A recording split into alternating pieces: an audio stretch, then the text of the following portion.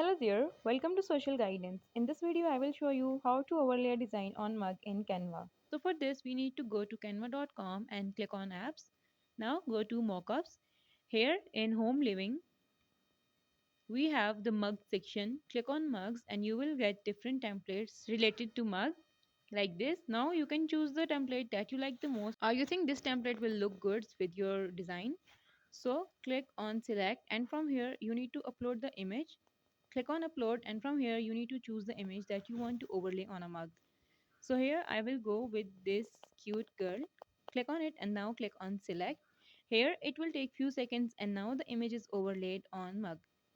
Now you can also adjust the image. Here on the right side we have this adjust option. Click on adjust and from there you can resize this image.